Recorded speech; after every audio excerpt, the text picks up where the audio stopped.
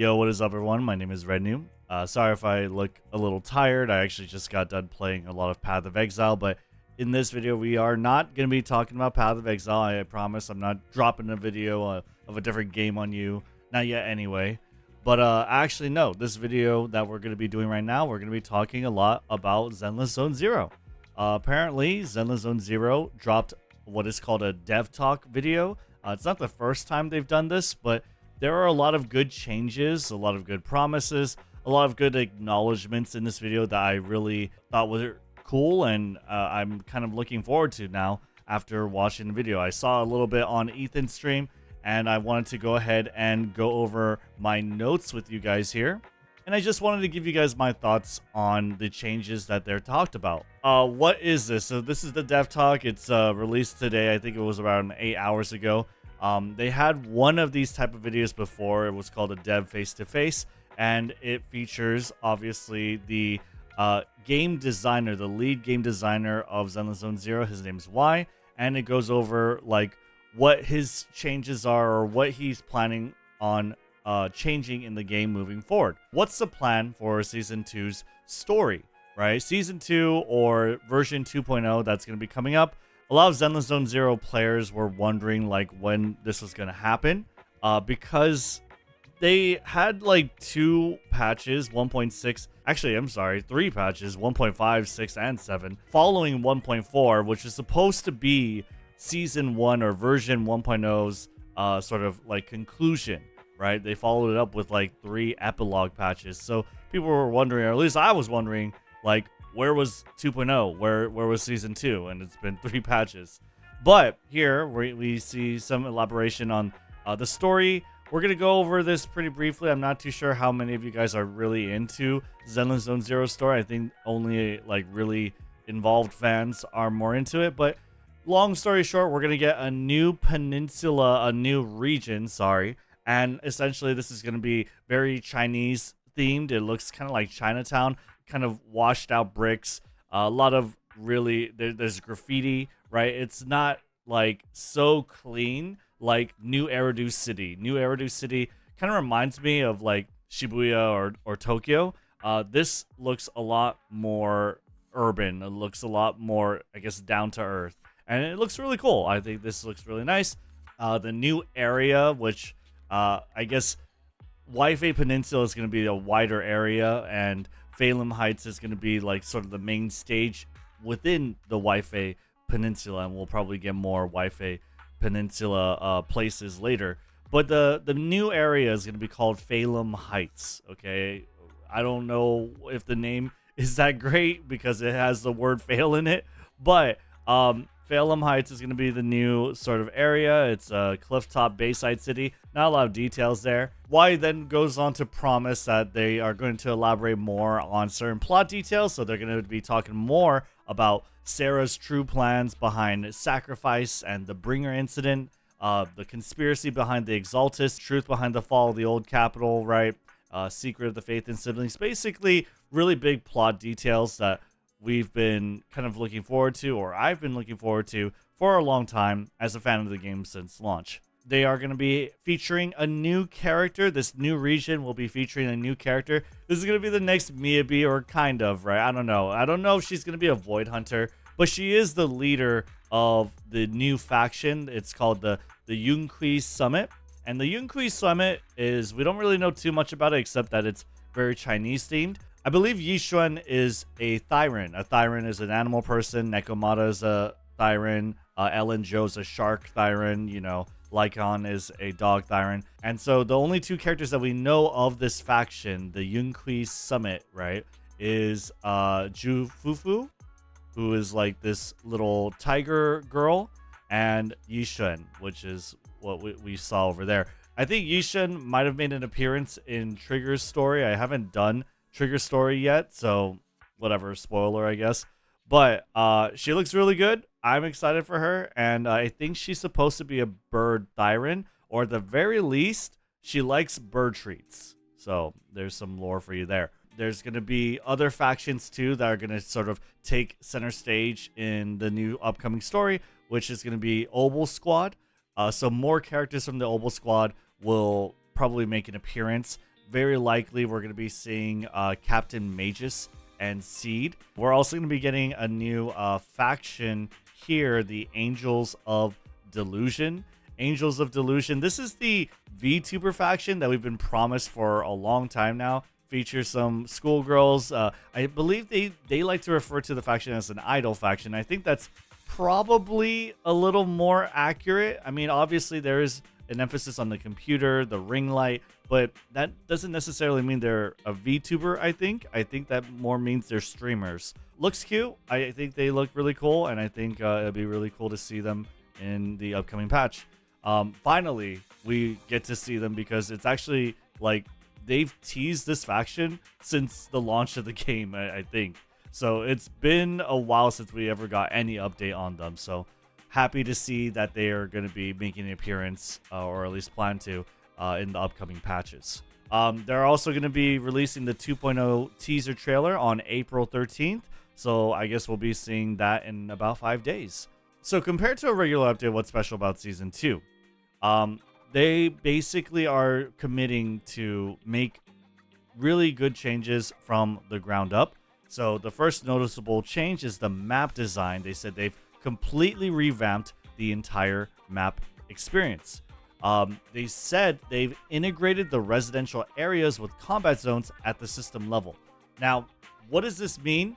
This sounds like open world combat, but I think it's probably like we could probably dial back our expectations a bit and expect a lot less emphasis on stage combat and stage selection gameplay. Zenless Zone Zero is an action RPG. It is very similar to kind of like Punishing Grey Raven in a sense, in that you pick a stage, you go fight, and then you complete the rewards, right? There's obviously a little more open world emphasis in Zenless, but it's very limited in that overworld capacity, right? But in this update, or at least in their future updates, they're saying, hey, we kind of want to focus more on the seamless integration between this overworld gameplay and the combat. The high hope is that it's more resembling open world combat, but the more sensible take, I think, is that, hey, they'll make a lot less menus and a lot more immersive integration between the two. Reduced loading times caused by scene transitions. This is something that they said they did. I'm not too sure what Y means when he says this. It could mean that they literally mean that they've reduced loading times, or my generous sort of interpretation of it would be that they are reducing the frequency of scene transitions. And I think they basically admit to that later on. So more on that later. New dailies will be designed to match the culture of Wi-Fi Peninsula. That's fine. It's like a new coat of paint matching the theme of the new region. There's going to be a new place called the Swabian Temple. Swabian? I don't know if I'm saying that right. But it's essentially the new random play video store. It's your new home base, right? And it's going to include new gameplay features like management simulation elements. And I do think that Zenless Zone Zero will probably maintain that trend of making the management simulation stuff streamlined, and like there's an easy button. I think a lot of gacha players expect that. It's not going to be too much. It's just going to be like a different flavored sort of management thing that gives you resources. But they do say that there is a new feature called the Bang Boo Dispatch. Now, I also think this is probably going to be like an AFK sort of farming method, and maybe they'll have some cute design to go with it.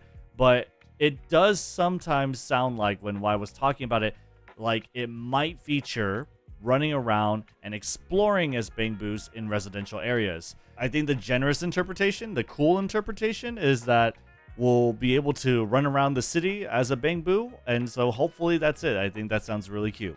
Anyway, he says over here, the frequently mentioned loading times have been resolved in Phelan Heights. This sounds really cool.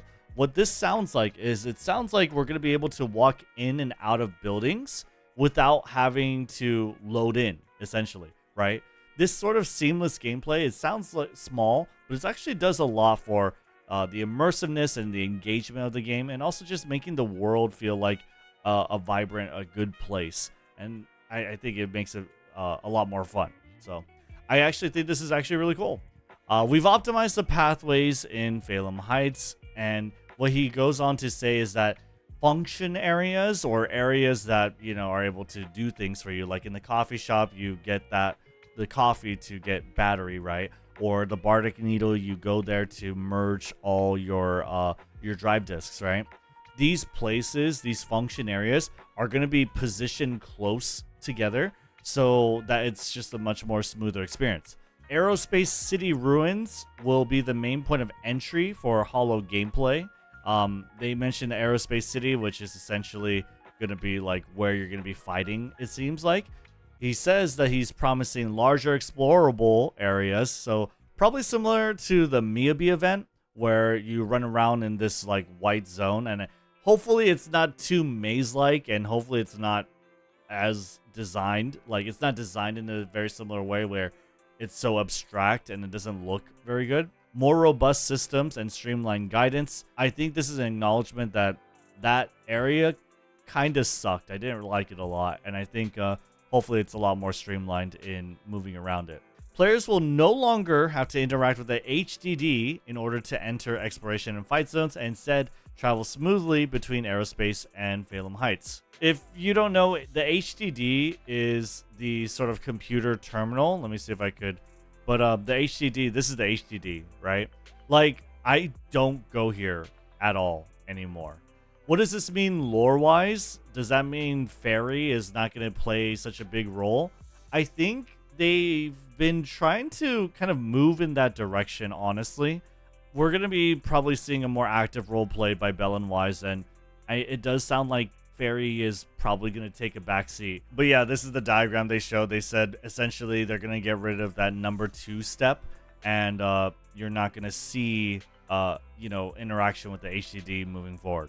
So moving on, they said question 3, what other improvements are in the new version? So the area selection menu, this is the big one. This is a really, really big one in my opinion. The area selection menu, which is right now the sliding map menu. If I go to press M over here, this is not going to be a sliding map menu anymore. It's going to be replaced by a visual map where you get to see the locations of the different areas.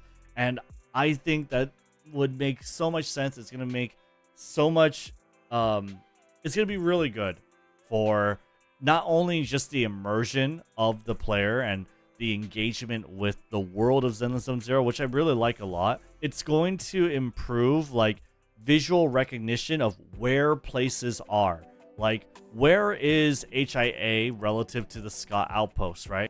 They also say they're adding a mini-map to the UI, which is great because sometimes people get lost. If I go over here outside to 6th Street, sometimes people forget where the Bardic Needle is, where the coffee cafe is, where the arcade is, or the 7-Eleven shop.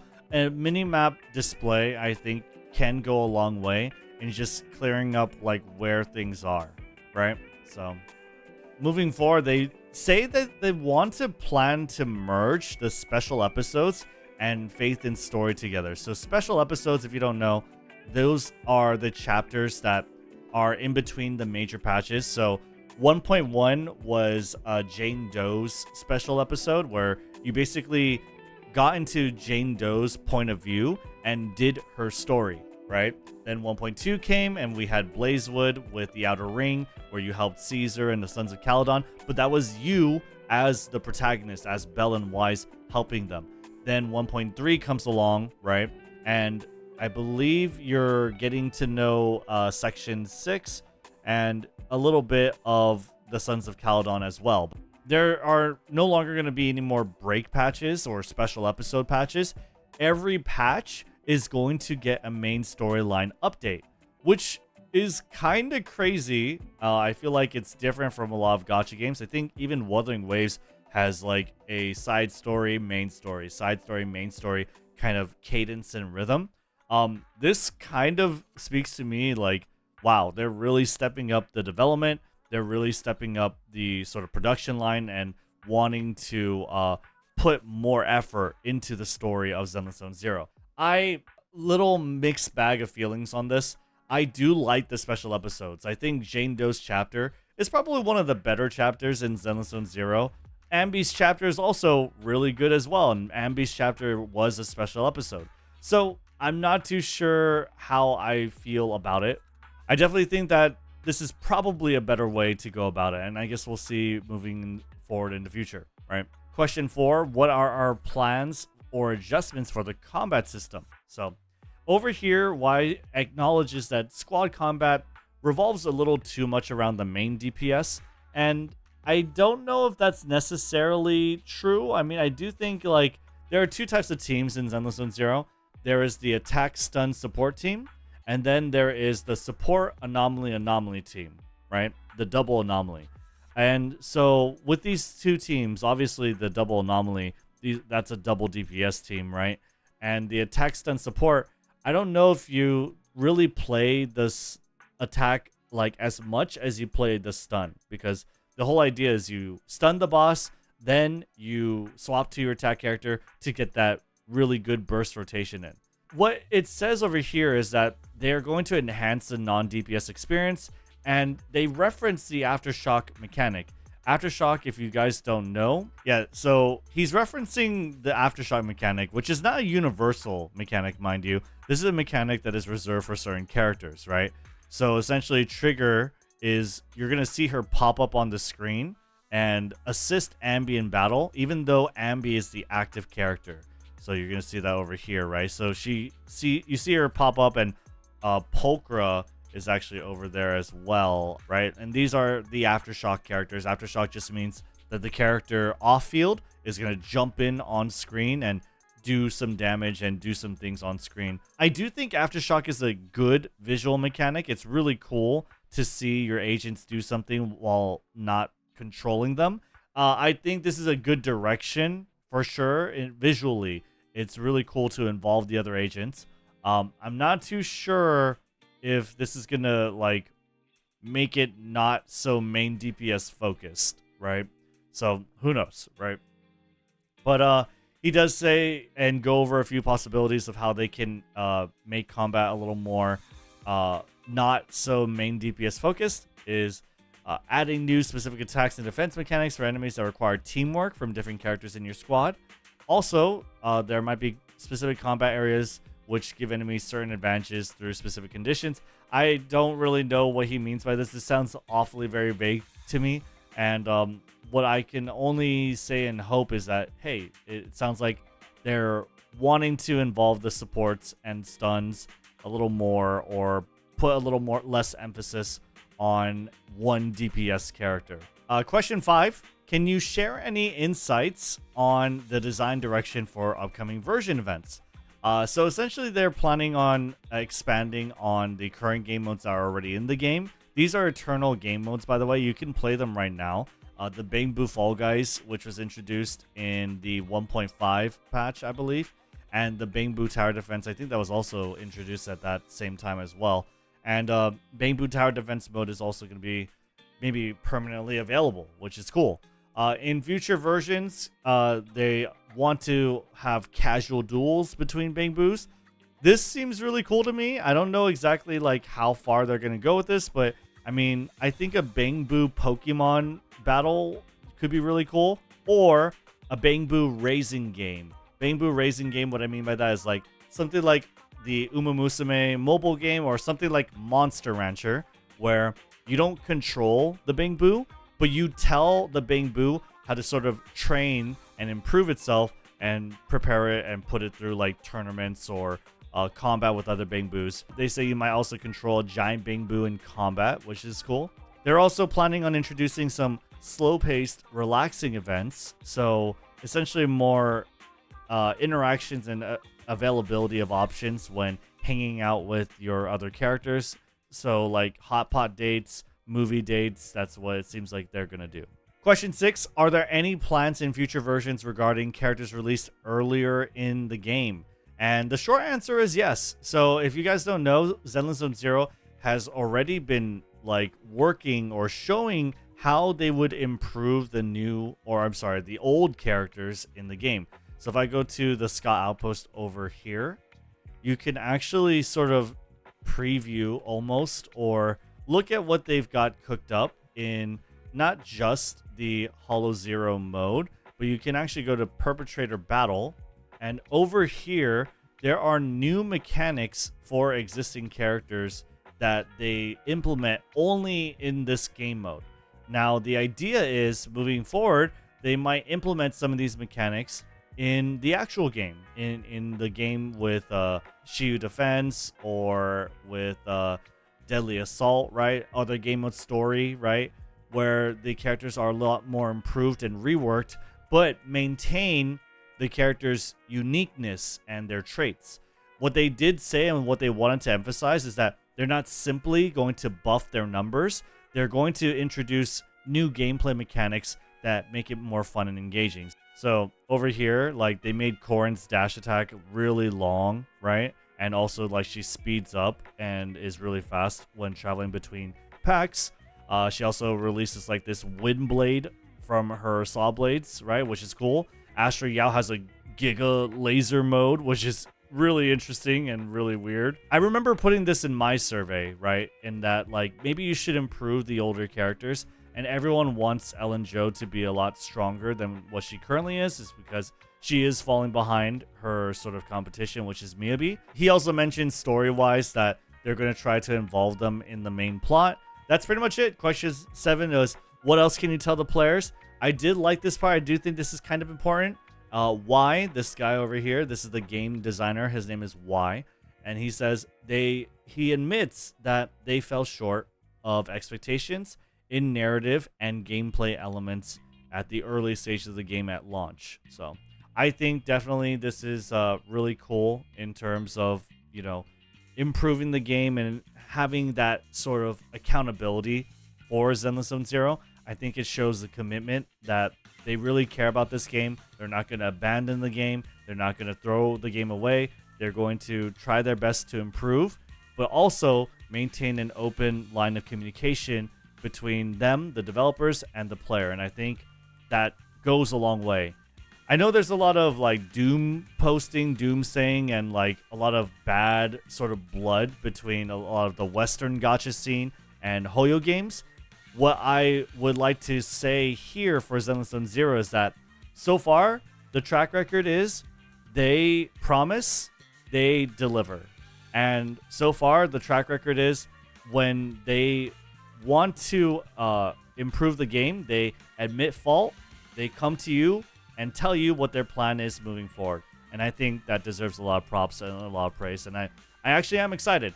I'm not going to say like, hey, I'm going to make Zenless Zone Zero videos moving forward. Like, I'm not going to make any sort of commitment to that. I don't know if I still want to make content, for instance, but that's neither here nor there. Let me know what you guys think in the comments. I am excited for this patch. I'm excited for 2.0. That much I can say for certain. So let's see what they got. Anyway, I'll see you guys on the next one. Bye.